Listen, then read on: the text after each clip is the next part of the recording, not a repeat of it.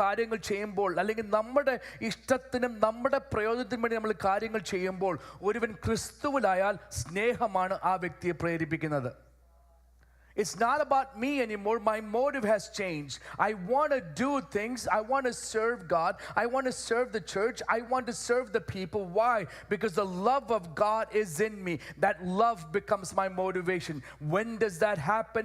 When we are a new creation in the Lord Jesus Christ. The last thing that we looked at last week was all things have passed away. പഴയതെല്ലാം കഴിഞ്ഞുപോയി. The concept of passing away, as we discussed last week, is that something has died. And if something has died, it's our responsibility to bury that something that is dead. Right? So we looked at one thing. Colossians chapter 3 verses 9 is what we started on last week. എന്താണ് കഴിഞ്ഞു പോയത്, എന്താണ് മരിച്ചു പോയത്, എന്താണ് കുഴിച്ചിടേണ്ടത്? എഫേസ്യ ലേഖനം, കൊലോസ്യ ലേഖനം, കൊരിന്ത്യ ലേഖനം, 1 കൊരിന്ത്യർ 6 അധ്യായങ്ങളിലൊക്കെ നമ്മൾ പല വിഷയങ്ങൾ, എന്ന് വെച്ചാൽ പഴയ മനുഷ്യനെ പറ്റി പല വിഷയങ്ങൾ, മരിച്ചുപോയ കുഴിച്ചിടേണ്ട പല ചിന്തകൾ, സ്വഭാവങ്ങൾ അതിനകത്ത് നമ്മൾ കാണുവാൻ സാധിക്കുന്നുണ്ട്. അതിലൊരു സ്വഭാവമാണ് നമ്മൾ ചിന്തിച്ചുകൊണ്ടിരിക്കുന്നത്. In Colossians chapter 3 verses 9 it says, "Do not lie to one another, for you have put off the old self with its evil practices." അന്യോന്യം പോഷ്ക്ക് പറയരുത്, നിങ്ങൾ പഴയ മനുഷ്യനെ അവൻ്റെ പ്രവൃത്തികളോടുകൂടെ ഉരിഞ്ഞു കളഞ്ഞു.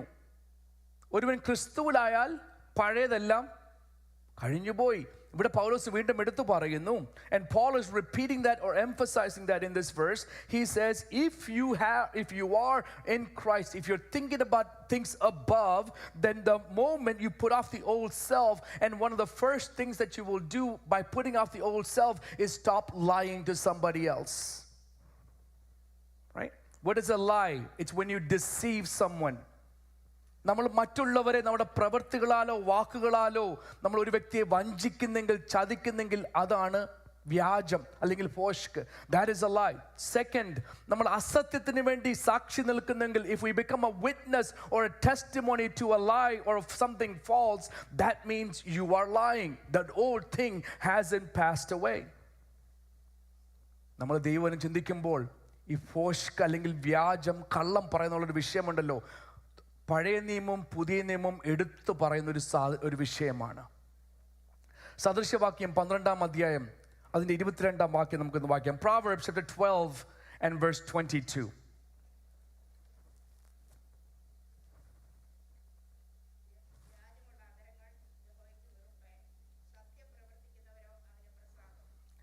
Lying lips are an abomination to the Lord, but those who deal faithfully are his delight.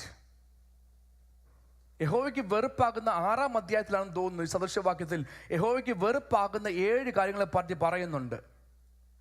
ഗർവമുള്ള കണ്ണ്, വ്യാജം പറയുന്ന നാവ്. ഇവിടെ വീണ്ടും ശലോമോൻ എടുത്തു പറയുന്നു ഈ വാക്യത്തിൽ, വ്യാജമുള്ള അധരങ്ങൾ യഹോവയ്ക്ക് വെറുപ്പ്. A lying lips, a lying tongue is an abomination to the Lord. പക്ഷേ അതിൻ്റെ മറുഭാഗം ചിന്തിച്ച്, look at the second part of that verse. The second part of that verse says, those who deal faithfully are his delight. നമ്മൾ സത്യം പ്രവർത്തിക്കുന്നവരെങ്കിൽ നമ്മൾ ദൈവത്തിന് ആരാകും? ചിന്തിച്ചു നോക്കി, ആ ഒരു സാക്ഷ്യം നമുക്ക് ദൈവത്തിൽ ലഭിക്കുന്നെങ്കിൽ, ഇന്ന വ്യക്തി എനിക്ക് പ്രസാദം. നമ്മളൊന്നും ചെയ്യേണ്ട, നമ്മുടെ ജീവിതത്തിൽ സത്യം കാണിച്ചാൽ മതി, സത്യം പാലിച്ചാൽ മതി, സത്യം സംസാരിച്ചാൽ മതി. നമ്മൾ നോക്കിയിട്ട് നമ്മുടെ കർത്താവ് പറയും, ഇന്ന വ്യക്തി എനിക്ക് പ്രസാദം. This person is my delight. It's not based on how much songs we sing. It's not based on how much we give as tithes. But the fact that we can be truthful in our life, the Lord says, I look at you and I call you a delight to my life. Be truthful. Being consistent. Being a reliable character. I will introduce you to a couple and their story, and I want you to tell me what your impression is of this family. ഒരു ഭർത്താവിനെയും ഭാര്യയും നിങ്ങൾക്ക് പരിചയപ്പെടുത്താം. അവരെ പറ്റിയുള്ള നിങ്ങളുടെ അഭിപ്രായം എന്താണെന്ന് പറയുക. രണ്ടുപേരും നല്ല ആരാധനയിൽ സംബന്ധിക്കുന്ന, സഭകളിൽ വളരെ ആക്റ്റീവ് ആയിരിക്കുന്ന, വളരെ generous. they come to church, they're active, they're generous. അവർക്കുള്ളതിൽ നിന്നൊക്കെ സഭയ്ക്ക് കൊടുക്കും. പാസ്റ്റർമാരെ ബഹുമാനിക്കും. ഇതെല്ലാം ചെയ്യുന്നുണ്ട്.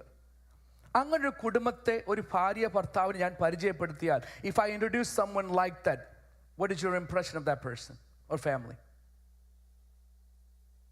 Is it good? നല്ല ഫാമിലിയാണോ? പക്ഷെ അവർക്ക് ഒരു കുഴപ്പമുണ്ട്, ഒരു കള്ളം പറഞ്ഞു. ഇപ്പം നിങ്ങളുടെ അഭിപ്രായം എന്തുവാ?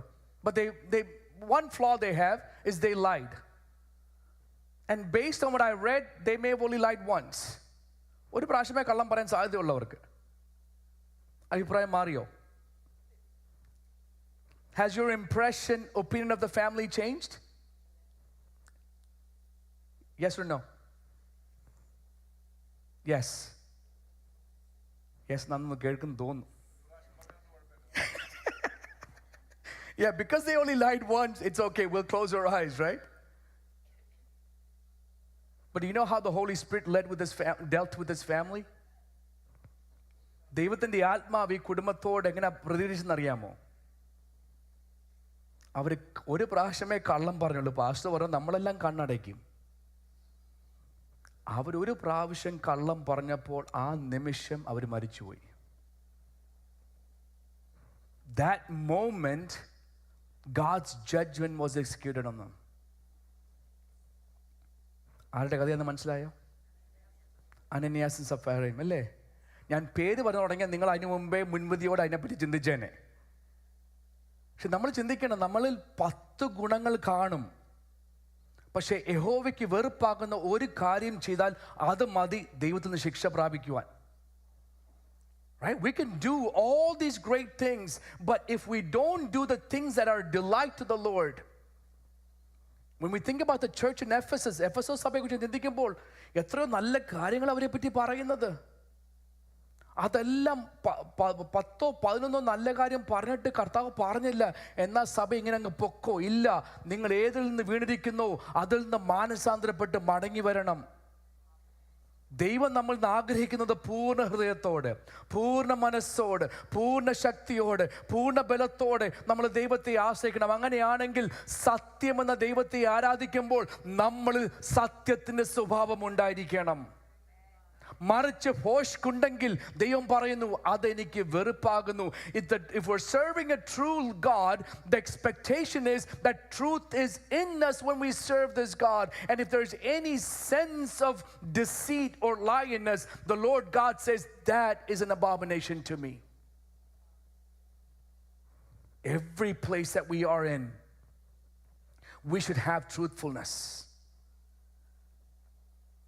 A father was called into the school one day. About a month into the school, this child who's been mischievous in class, the principal called the father and said, "We need you to come and spend some time with us." The father goes to the school, listens to the complaint. The main complaint that the principal has of this young boy is that he steals things from his friends. തൻ്റെ കൂട്ടുകാരുടെ കാര്യങ്ങളൊക്കെ ഈ കൊച്ചു പയ്യൻ എടുത്തുകൊണ്ടങ്ങ് പോവും, കട്ടുകൊണ്ട് പോവും. And the father asked the principal, what is he taking? അവരുടെ പേന, അവരുടെ പെൻസിൽ, അവരുടെ ഇന്ന കാര്യങ്ങളൊക്കെ എടുത്തുകൊണ്ട് പോകും. So immediately the father turns to the son and says, "Son, why did you take all their items? If you asked me, I would have taken it from work and brought it to you."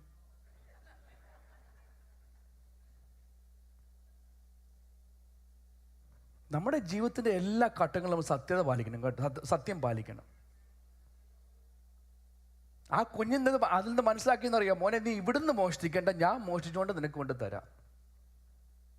I'll bring it to you. What God expects, our God is the one who said, "I am the way, the truth." ഞാൻ തന്നെ വഴിയും സത്യം. അവിടെ അത് യേശുക്രിസ്തു എടുത്തു പറഞ്ഞു. ആ സത്യമായ യേശുവിനെ നമ്മൾ വിളിച്ചപേക്ഷിക്കുന്നെങ്കിൽ നമ്മുടെ നാവിൽ സത്യമുണ്ടായിരിക്കണം. നമ്മുടെ ഹൃദയത്തിൽ സത്യമുണ്ടായിരിക്കണം. So it's important that we realize that God, the Lord God, what he considers an abomination and what he considers to be a delight. In this verse that we just read, it says, lying lips are an abomination to the Lord, but those who deal faithfully are a delight unto me. So in other words, truth or lie is our language. The question is, which one is our native language? സത്യവും വ്യാജവും ഒരു ഭാഷയാണ്. നമ്മുടെ മാതൃഭാഷ ഏതാണ് നമ്മളാണ് ചിന്തിക്കേണ്ടത്. What becomes our native language? Let's turn to John, the Gospel of John, chapter 8. Verse 44. യോഹന്നാന്റെ സുവിശേഷം 8-ാം അധ്യായം അതിന്റെ 44-ാം വാക്യം. 44, sorry. ഇല്ല മൊഴിയൻ്റെ 44, John 8:44.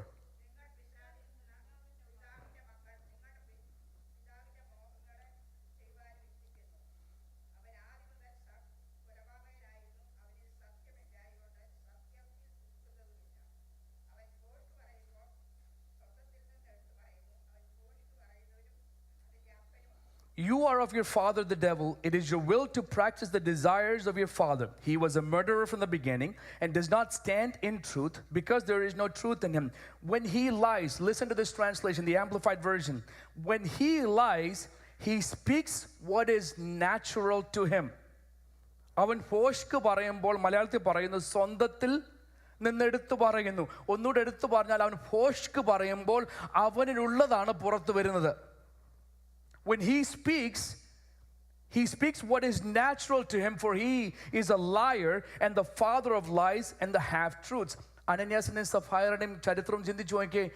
പത്രോസ് അവിടെ നിന്ന് അവരോട് ചോദിച്ചു, നിങ്ങൾ എന്തുകൊണ്ട് കള്ളം പറയാൻ നിങ്ങളുടെ ഹൃദയത്തിൽ താല്പര്യം തോന്നി? പക്ഷെ അവിടെ ചോദ്യം ചോദിക്കുന്നുണ്ട് പത്രോസ് അവരോട്. അനന്യാസേ, പരിശുദ്ധാത്മാവിനോട് വ്യാജം കാണിപ്പാനും നിലത്തിന്റെ വിലയിൽ കുറെ എടുത്തു വെപ്പാനും സാത്താൻ നിന്റെ ഹൃദയം കൈവശമാക്കിയത് എങ്ങനെ? അങ്ങനെയാണെങ്കിൽ നമ്മൾ കള്ളം പറയുന്നെങ്കിൽ, കള്ളം പ്രവർത്തിക്കുന്നെങ്കിൽ, വ്യാജം പ്രവർത്തിക്കുന്നെങ്കിൽ നമ്മൾ മനസ്സിലാക്കിക്കൊള്ളണം, നമ്മൾ എന്തു ചെയ്തിരിക്കുന്നു? പിശാച് നമ്മളെ സ്വാധീനിച്ചിരിക്കുന്നു. The devil has influences.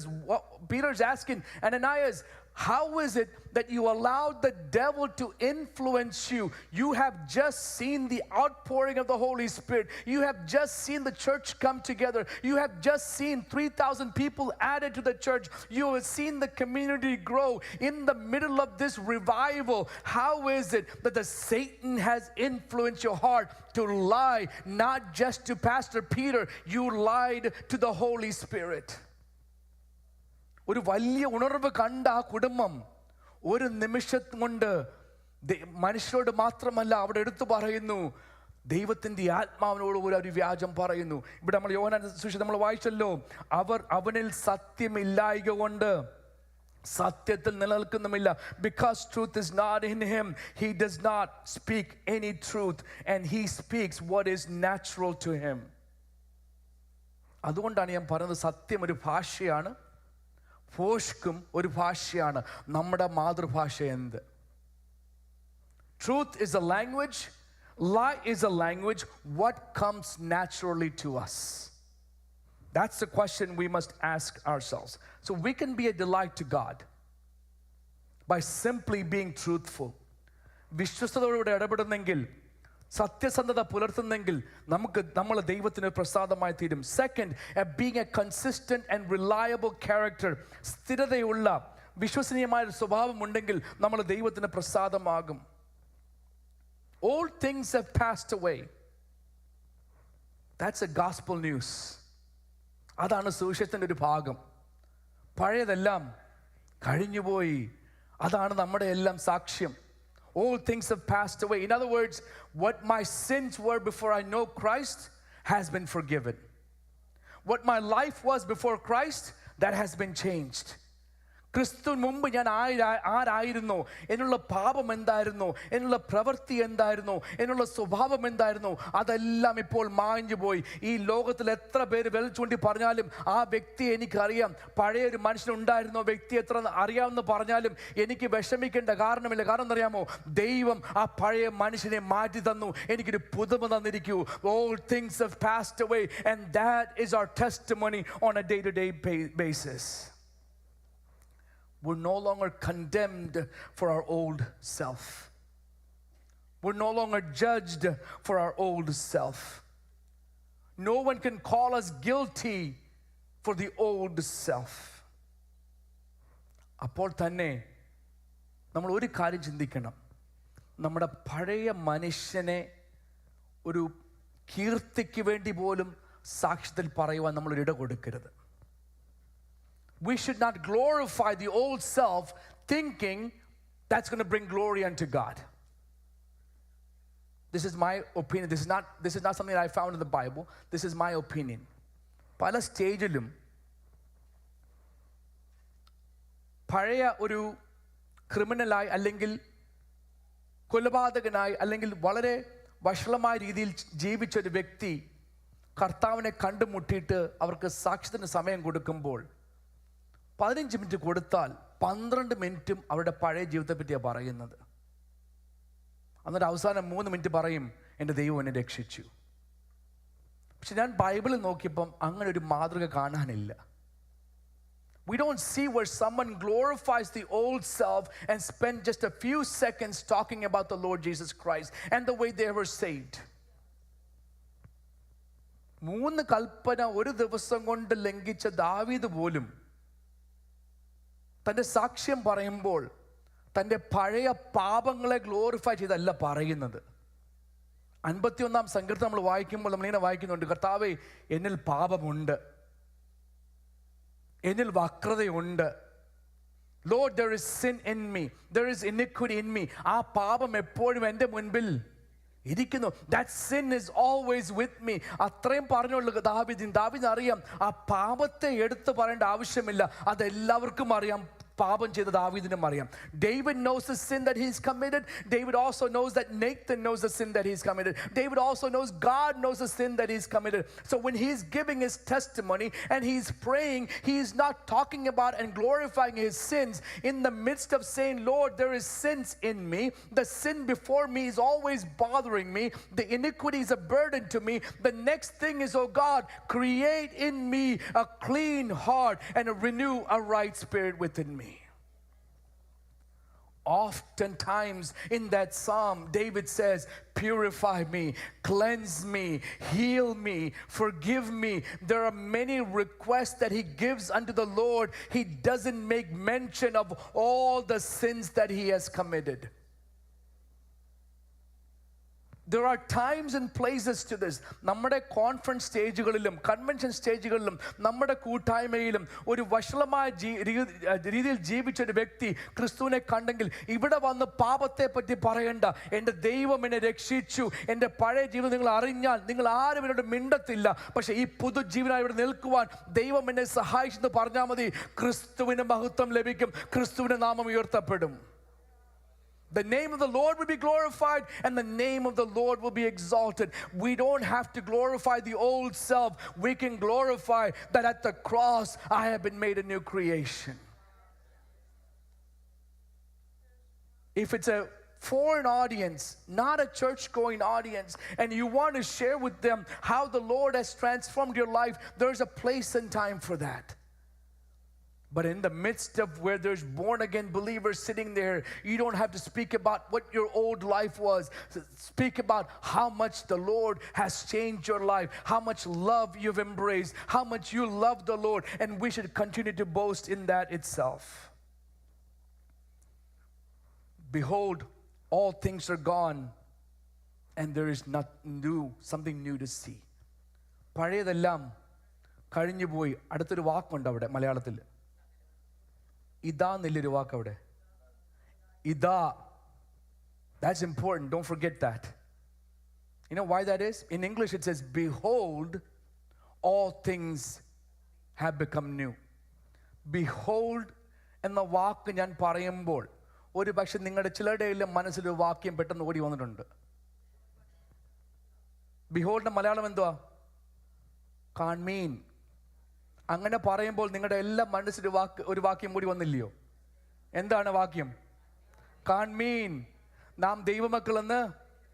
എന്താണ് യോഹന്നാൻ അവിടെ എടുത്തു പറയാൻ സാധിക്കുന്നത്? കാൺമീൻ. എന്തുകൊണ്ടാണ് പൗലോസ് ഇവിടെ എടുത്തു പറയുന്നത് ഇതാ കാൺമീൻ? പൗലോസിന് ആഗ്രഹമുണ്ട്, എൻ്റെ പഴയ മനുഷ്യൻ നിങ്ങൾ അറിയണ്ട, ഇപ്പോൾ നിങ്ങൾ കാണേണ്ട ഒരു വ്യക്തിയുണ്ട്. I know there's not an old person that I want you to see, but I want you to see a new person. There's something new in me. I have been made new, and I want to bring your attention to the newness that is in me. ഈ പുതുമ നിങ്ങളൊന്ന് കാണണം, ഈ പുതുമ നിങ്ങളൊന്ന് അറിയണം. കാരണം എന്നറിയാമോ, ഇതെൻ്റെ പ്രവൃത്തിയാലോ എൻ്റെ കഴിവിനാലോ ലഭിച്ചതല്ല. കാൺമീൻ, എൻ്റെ പഴയതെല്ലാം കഴിഞ്ഞു പോയി, ഒരു പുതിയ മനുഷ്യനായി ഞാൻ ഇവിടെ വന്നിരിക്കുന്നു. കാരണം ഒരു ക്രിസ്തുവുണ്ട്. ആ ക്രിസ്തുവിലായതുകൊണ്ടാണ് ഞാൻ ഒരു പുതിയ സൃഷ്ടിയായി മാറിയിരിക്കുന്നത്. Behold, I am a new creation. You know, when you look in the mirror tomorrow morning to brush your teeth, you should tell yourself, behold. നമ്മൾ തന്നെ പറയണം, കാൺമീൻ, ഞാനൊരു പുതിയ സൃഷ്ടിയാ. ഇന്ന് പോകുന്നതിന് നിങ്ങൾ അടുത്തേക്കൊന്നും പറയണം കേട്ടോ. Tell your neighbor, behold, you are a new creation. നമ്മൾ അന്യോന്യം ചുമ്മാ ഇന്നെന്തോ കറി വെച്ചു, നാളെ എന്തോ കഴിക്കണമെന്ന് പറയുന്നത് വരും. Just tell them, behold, you're a new creation. That's something that we can encourage each other with. When we become in Christ, it's not a repair process. നമ്മൾ ക്രിസ്തുവിലാകുമ്പോണ്ടല്ലോ, നമ്മൾ ഉള്ളതിനെ മെനക്കിയെടുക്കുമല്ല കർത്താവ്, അല്ലെങ്കിൽ പണിതെടുക്കുമല്ല കർത്താവ്. നമ്മളൊരു പുതിയ മനുഷ്യനായിട്ട് കർത്താവ് മാറ്റുക. He's making us new. Right? Corinthians, Paul says, I am in Christ, all things have passed away. Behold, the new has come. Not something that is repaired. ഒരു പഴയ കാർ മേടിച്ച് റിപ്പയർ ചെയ്യുന്നതിനെക്കാട്ടും എന്തൊരു സന്തോഷം നമുക്കൊരു പുതിയ കാർ മേടിക്കുമ്പോൾ. Right? Similarly, think about it. God didn't repair and patch up things that was already in us. He said, I am going to take out those old things. You know why? Because that is dead and must be buried. And once you have died and once you have buried it, I will make you something new. People of God, that is our testimony. And God has given us that privilege. This renewal is an ongoing process. This renewal is a continuous process. And this renewal is a radical change. It's a radical change. നമ്മുടെ ജീവിതം മുഴുവനായി മാറ്റുന്ന, രൂപാന്തരപ്പെടുത്തുന്ന ഒരു പുതുമയാണ് നമുക്ക് കർത്താവിലുള്ളപ്പോൾ ലഭിക്കുന്നത്. When I was reading and studying this passage, these are the things that the Holy Spirit inspired in me. One, this new life brings about healing from the past pains. നമ്മുടെ പഴയകാല മുറിവുകളില്ലയോ, അതിനൊരു സൗഖ്യം തരുന്നത്, ശാന്തി തരുന്നത് അറിയാമോ? നമ്മൾ ക്രിസ്തുവിൽ പുതിയ സൃഷ്ടിയാകുമ്പോൾ. This new life brings about freedom from the past bondages. കഴിഞ്ഞ കാലങ്ങളിൽ നമ്മളെ അടിമയായി ഇരുത്തിക്കുന്ന വിഷയങ്ങളുണ്ടല്ലോ, അതിന് സ്വാതന്ത്ര്യം ലഭിക്കുന്ന എപ്പോഴാണെന്ന് അറിയാമോ? നമ്മൾ ക്രിസ്തുവിൽ ഒരു പുതിയ സൃഷ്ടിയാകുമ്പോൾ.